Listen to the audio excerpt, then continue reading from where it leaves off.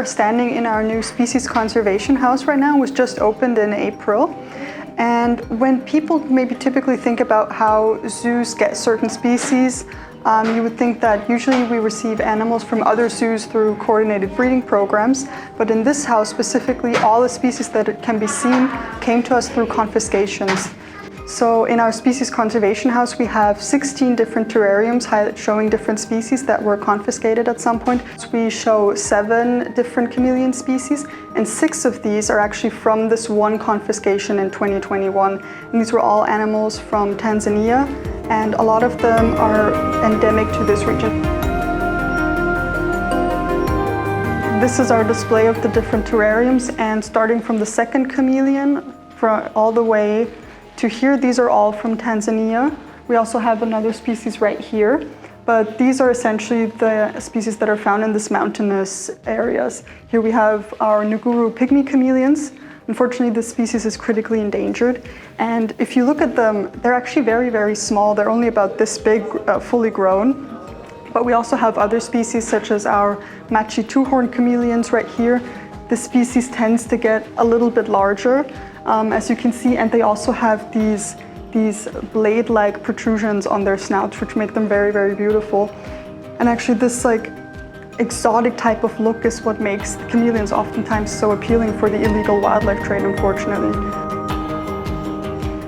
The primary threat to wildlife populations is habitat destruction and habitat loss, but for a lot of animals that are already under threat, illegal wildlife trafficking and poaching is putting additional pressure onto these populations. We are very lucky to have a long-standing and very well-working cooperation with the Austrian Customs Department, and we also work closely together with them in training species detection dogs. So in Austria specifically, oftentimes at the Vienna International Airport, customs authorities will patrol the arrivals area, and these dogs are trained to detect wildlife species, be it live animals or animal products as well.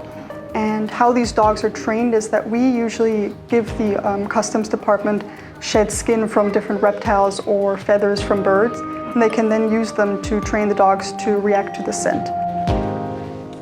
So these are rough-scaled pythons. This is a very, very rare snake species. They're actually native to the Kimberley region in the northern parts of Western Australia. And in the wild, just because the terrain that they live in is so isolated and so rough to explore, only very, very few individuals have ever been seen in the wild. And a lot of the knowledge, or most of the knowledge that we have, which is very, very limited, comes from human care. And we actually have also been able to breed this species successfully, which is another great achievement thanks to the expertise of our caretakers here. That some of the enclosures here are kept a little more sterile than we usually would, and this is because they're supposed to resemble breeding stations, or also backstage areas in which we specifically breed these areas. And these enclosures are supposed to make it as easy and efficient as possible to breed these animals. So the enclosures are also easily to clean. Exit, we have these 2 large enclosures right here. This on the left-hand side resembles an Amazon basin, and here we have a terrarium for strawberry poison frogs.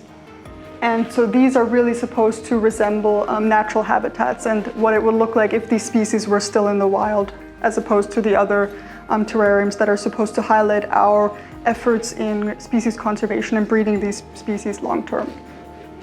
Trivial names, German or English, they can vary according to the source, but in Latin the species is called Lygodactylus williamsi. That's usually the name that you will know exactly what species this is. And they do owe this name, the electric blue gecko, to the blue coloration of the males.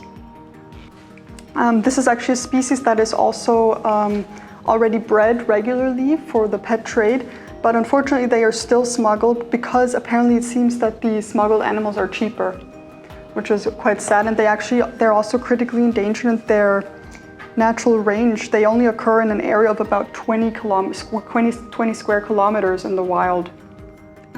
This is our enclosure for our Philippine pit vipers. They are only found in the Philippines, and they have these sensory organs located between their eyes and their nose, which help them to detect warmth, specifically of prey animals, also in the dark, which makes them very, very efficient.